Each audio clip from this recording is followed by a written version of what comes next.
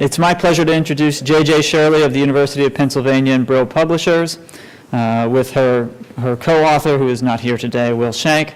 He's a freelance archaeological illustrator, and J.J. will speak on their behalf about Theban Tomb 110, a report on an epigraphy and research field school. So. Thank you, Pierce Paul. Good afternoon. This apparently is the session about Theban Tomb 110, so hopefully you're not tired of hearing about it. I have a few more things to say. And I'm going to be presenting today on the work that we just finished, actually, this past February and March, to record the scenes and inscriptions in the tomb. And this is work that was done under the auspices of RC through an AEF grant and had the primary goal of training Egyptian inspectors in epigraphic recording and high-level research methodology. Before I actually get going with the talk, though, I do want to really thank John Sherman and Khadiga Adam, who were invaluable for the help that they gave to our project on the ground. It's not often that you start a new project in the midst of an ongoing project, and we got such a warm welcome, and it really made the work go much more smoothly. So thank you, both. Now, Theban Tomb 110 has already been situated, for the most part, within its topographical and modern historical context, so I'm not going to repeat much of that. And as we've learned, it's been the focus of RC's conservation and excavation work in Luxor over the past few years. Suffice it to say that it's this conservation work that Khadiga presented earlier that has made it possible for my own investigations into the tomb, allowing for the complete epigraphic documentation, including new scenes and inscriptions, which have been uncovered as a result of the excavation and conservation work. But before I discuss the work and some of the interesting things it turned up, I will briefly give a little background on just who Jehudi was and why he and his tomb are so important for understanding the Hatshepsut Thutmose III time period. Now, Norman Daguerre Davies, who's shown here with the Met photographer Harry Burton. Wait, where's this handy thing? So here's Davies, and this is Burton. And this is the Davies house that he built when he was working in Tomb 110, which is just over here. Now, he published his results in the 30s in a very short article, along with several photographs and line drawings. Although badly blackened, he was able to determine with some accuracy the basic layout of the scenes and record many of the inscriptions. And from his work, we know that Jehudi was, in fact, a royal butler and a royal herald during the Hatshepsut and Thutmose III co-regency. For those of you who were at my talk on butlers 2 years ago, I had to. So as a royal butler under Hatshepsut, Jehudi was part of the more elite branch of this position. And while his duties as a butler may indeed have concerned oversight of the palace's food and drink, his responsibilities certainly went beyond this. He was, for example, also an offerer of amen, therefore entrusted with acting on the king's behalf in religious affairs at Karnak. And he did this for both Hatshepsut and Thutmose III. So he's really more of an upper-level manager, more like a Carson, right? He runs the household, but he's also one of the most trusted servants, or most trusted staff members. And emblematic of this is the fact that Jehudi was also given the title Royal Herald, an important position meaning he could speak on the king's behalf. And although this title is often connected to the military, it can also be held by officials who were part of the civil or court administration, especially during the reign of Thutmose III, when you have so many civilian officials going off to Syria-Palestine as part of the king's war efforts. And so they really are acting in many ways as the mouth of the king, which is in fact an epithet that many of them carry, a play on their ability to speak for him. Now, Davies' work in the tomb, here we go, also enables us to say that Jehudi represents an especially intriguing official among those who served during this co-regency period. On the one hand, both Hatshepsut and Thutmose III are mentioned in the autobiographical stele, something which is not uncommon among officials of this period. But the manner in which the lunettes are carved, or rather recarved, is unusual. And I'll be talking a little bit more about this. These are the line drawings that Davies did. I'll be showing you the ones that we did and which give us some new information. In addition, as Khadiga mentioned, both kings are depicted on the focal walls of the transverse hall of the tomb. And as far as I know, he is the only official who depicts both Hatshepsut and Thutmose III. Having two different kings depicted in your tomb is not unheard of. It's not uncommon, or not unknown, I should say. It is a little bit uncommon. But it is for Hatshepsut and Thutmose III. You might have Hatshepsut depicted, and there are a few tombs who had that. Or you might have Thutmose III, but you would not have both of them. This is the only tomb. And so this, along with some elements of the tomb's decoration as initially recorded or suggested by Davies, for example, the fact that the cartouches of Thutmose III appear on the interior lintel, the doorway to the passage of the tomb, and seem to be original. And again, I'll be returning to this to show you what our drawings found. So these things suggest that Jehudi not only made the transition from Hatshepsut's reign to Thutmose III's, but he served for some time under Thutmose III and became a favored official under that king, which is why he was able to depict him in the tomb. So this gives you, I hope, at least a little bit of a sense of who this man was, the royal butler and royal herald Jehudi, and why he and his tomb are of such interest for an epigraphic recording project. Now, despite Davies' remarkable work, with the tomb now excavated, conserved, consolidated, and cleaned, it becomes possible to look at the inscriptions and the scenes with fresh eyes and find potentially new information to confirm or change our ideas about Jehudi's tenure of service under Hatshepsut and Thutmose III and the time frame for his tomb's decoration. So what I'm going to do for the remainder of the talk is turn to the work we've just completed, describe the program, and highlight a few of our discoveries. One of the factors which makes this tomb excellent and challenging as an epigraphic training ground is the style of the tomb. It's painted and it's carved. It's carved in raised relief and it's carved in sunk relief. So the students would, in theory, be able to gain experience in drawing a variety of different decorative styles. But the tomb is also very small, as you've seen, and you can't fit a lot of people in it.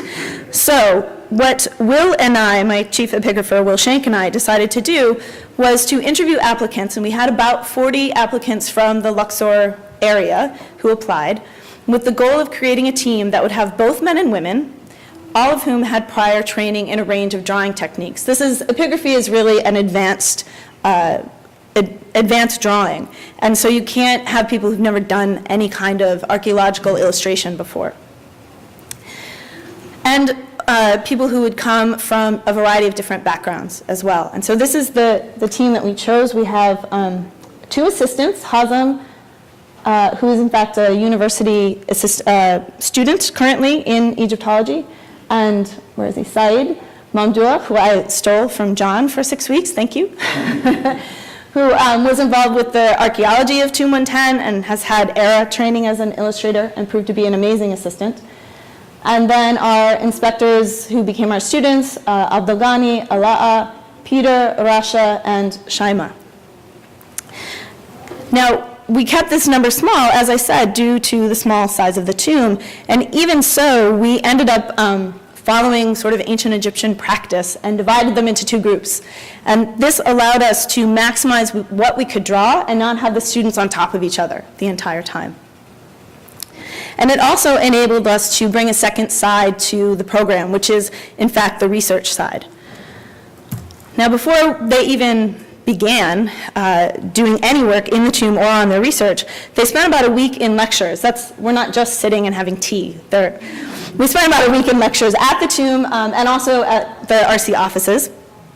And this was preparing them for the work ahead. We gave them background information about the history of epigraphy, the methodology we would employ, history on tomb building in the necropolis, and a tour of the tombs that are contemporary with ours, as well as going into the tomb itself and discussing the challenges that it would present in trying to record it. Now, because of our 2-team approach, while half of the students were busy at work with Will in the tomb, the other half were researching with me. What I did was I adopted and adapted a class I was taught as a first-year graduate student, and created a program in which each student was assigned an open tomb in the necropolis to do research on. And they had 3 tasks. One was to use the library at Chicago House to begin researching a bibliography for conducting further research on the tomb, the owner, his titles, any of the scenes, the type of decoration, and comparanda. And so in order to facilitate this, not only did they have the usual Chicago House tour, but Said gave them an in-depth tour in Arabic of the library. And this really, and then I assigned them each 3 different types of sources to go and find. And this really enabled them to have confidence in using this library and understanding how an American style with some Chicago tweaks library is organized and structured, and that they could actually go and find the books they needed to find. And the next 2 steps, of course, involved actually being in their tombs. So they were asked to compare the scenes on the walls with the descriptions found in Porter and Moss, which is still a primary resource and one that we all go to when we start working in the necropolis. And then they were asked to compare the epigraphy as produced in the tomb's publication. They were each assigned not only an open but a published tomb, and to compare it with what they saw on the wall to determine really how usable these publications are without being in front of the actual wall, and if you're not a native speaker of that language, can you use the drawings and the captions given with the drawings and not have to worry too much about reading the entire text of the book. At the end of the season, they were asked to give a report, or to present, I should say, their findings to the rest of the students in Arabic by taking them on a tour of their tomb and explaining some of the things that they found. And this was really amazing. It was very exciting to see each of these students really getting into these projects, getting really excited about what they were finding, and then presenting it to their colleagues and their friends. And the questions that went back and forth, I mean, I had thought, well, maybe we'll be in each tomb for about 20 minutes or so, and we spent a good hour in each tomb between the back and forth with the questions, and it worked out really, really well. Now, for the epigraphy portion, the students spent about a week doing, I guess, the same version of what we did at Chicago House, essentially practicing the skills of preparing a wall for drawing. Measuring, cleaning, studying, choosing where to place the tape, because of course you don't want to place tape in an area that's going to damage the tomb.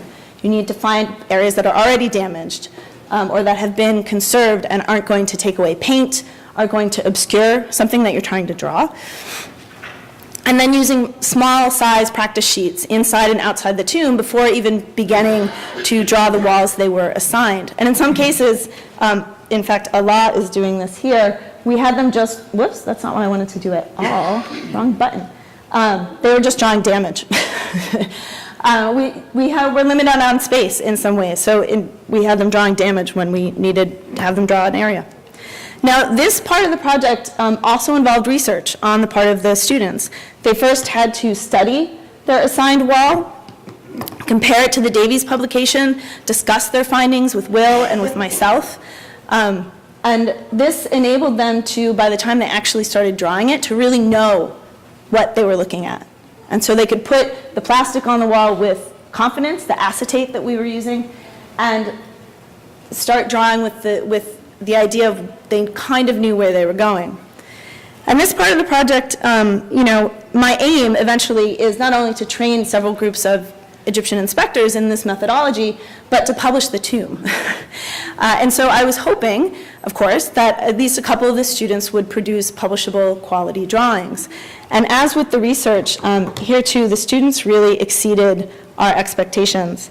What I ended up with were not only drawings by every student and our 2 assistants that are of publishable quality, but also numerous high-level discussions about epigraphy, erasure, recarving, plastering, unusual signs, conventions. We spent about an hour just talking about whether or not we were going to draw plaster, ancient plaster, that is.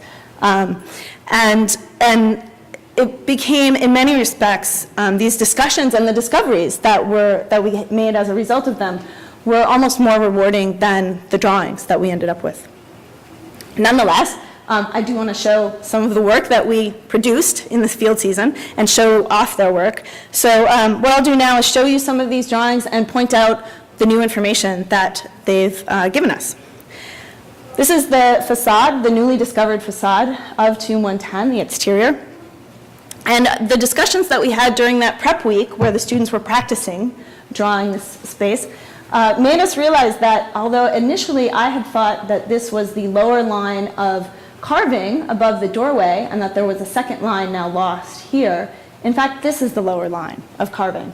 There are traces of inscription in this very damaged and fried rock just above. We only have a little bit of the original rock here. And I didn't realize it until we had a student up there saying, I think there's a line here. And then Will and I got up in the ladder, and sure enough. So I put Will to work on that spot because it is very difficult. And he was happy to do it. You know, naturally in the last 3 days, I said, you have time. It'll take you like an hour. Took him a little more than an hour, but he produced these beautiful drawings.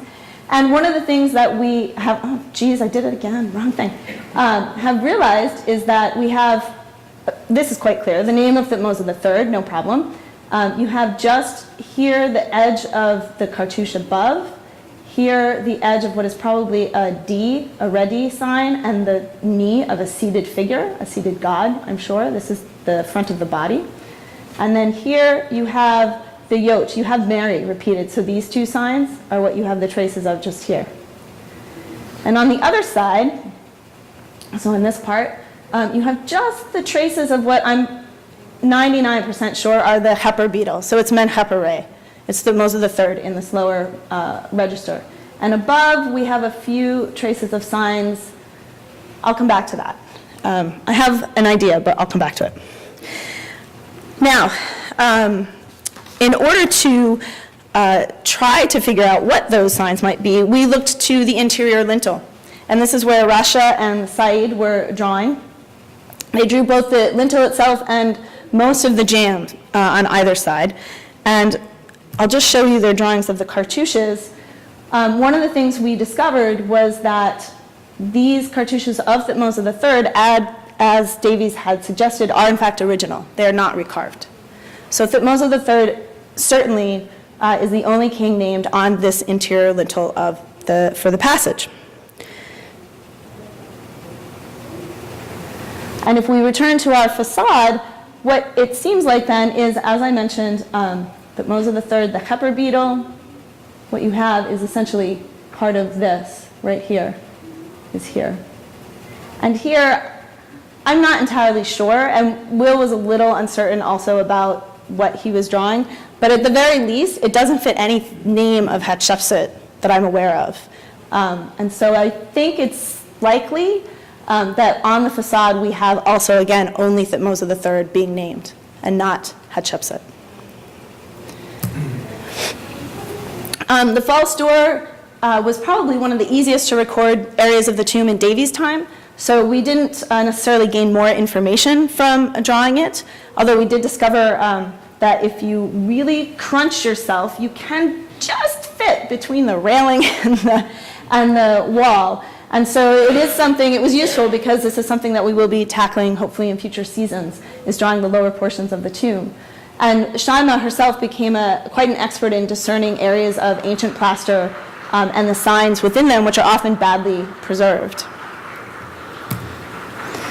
Now the stele, this was one of the areas that having two different teams worked really well, because we were able to assign two different students to draw the stele. And so we divided it in half. Each student here, Abdogani and Peter, on the south stele, and they each essentially, we divided it right down the middle, so they each got a cartouche. And Hazem and Allah on the north stele. Now part of these stele involved these cartouches, and so we had several discussions about recarving and how to look for recarving. And I took the students on a field trip to Jebel Silsila, where Shrine 13 of Senefri, Nigel Strudwick's Senefri, it shows just exactly how this recarving can be done, where you have here Thutmose III, Men-Heper-Ra, quite clear, but underneath it, the traces of the Mat sign and the traces of the Ka for Mat Ka Ra. They generally used the Ra sign. And here also it's a little clearer with the traces of the Mat figure and the Ka. So this is one of the things I said, look, when you're doing this cartouche of Men-Heper-Ra, this is what you have to look for. Now, on the south stele, what we discovered was that although both cartouches have been erased and begun to be smoothed, it's unfinished. It's likely they were perhaps planning to plaster and recarve Thutmose III's name. And on this side, the T in Merit was also beginning to be erased. So he was planning to change it from Hatshepsut to Thutmose III for both cartouches. The north stele, the Mont Kara was, although you can see it quite clearly, the entire cartouche has been started to be erased and smoothed down in preparation, again, probably for plaster, to have a recarving. And on this side, you have Menkaupara, and the T in Merit, again, has been started to be erased. But our student Allah, when he was drawing this, realized that underneath the Ra sign, are just the traces of Amen. So this, in fact, originally held Hatshepsut's name, and Menkaupara decided to put his over top, which is pretty unusual. He should have done it over here, where he didn't have to deal with, he had the Ra sign already. And why he decided to do it this way, I'm not sure, or why Jehudi decided to do it this way, I'm not entirely sure yet. Although we didn't draw the painted scenes of the tomb, we did study them pretty intently, and decided that, as far as we can tell right now at least, the name of Thutmose III is originally painted in the kiosk scene on the one focal wall. And on the other, well, I'll get back to that in a minute. Okay. Said did draw some of the inscription that goes alongside with the kiosk scene of Hatshepsut. And here again we have evidence for her name starting to be erased and smoothed down in preparation for recarving or replastering. The minister came, gave his hand. Will immediately leaned over his shoulder and said, "No, I'm sorry, that's wrong." He was a good sport. He said, he's a student. It's okay that you have to make mistakes. This is the other wall across from the Hatshepsut kiosk, again painted. We didn't draw it. Will is glaring at it. But we did figure out that it does seem that the painted name of Thutmose III, again, is original. So we have painted scenes in this tomb which were originally done with Thutmose III as the name in them. Now, what does all this mean in terms of our understanding of Jehudi and his tenure of service? Well, two big points. I know I'm running over, I'm sorry. I swear it'll be like one more minute. On the one hand, it seems as though he came up pretty late under Hatshepsut. He doesn't mention any of her building projects. He doesn't really talk about Punt, except to mention that he has fresh myrrh of Punt in the offering scenes. And he always calls himself Royal Butler, or Royal Butler Pure of Hands, when he's in relation to Hatshepsut. Thutmose III, the inscriptions where Thutmose III's name appears originally, he's always called Royal Herald. So this suggests that it was under Thutmose III that Jehudi was promoted from Royal Butler to Royal Herald. And in terms of the tomb's decoration, the fact that we have Thutmose III on the lintel and on the facade suggests that the tomb was being finished during that king's reign. And these are the last areas of the tomb to be completed. And that part of the tomb walls were perhaps painted, not only because the rock is really terrible, but also perhaps because he was trying to get it finished under this new king. And that could mean that on the North Stele, this recarving of Menkaupara's name was not done as part of the prescription, but during the earlier lifetime of the king, when Jehudi was still under his service and he wanted to honor this king in other ways in his tomb. That's our team, and I would just like to say thank you, and I'm done.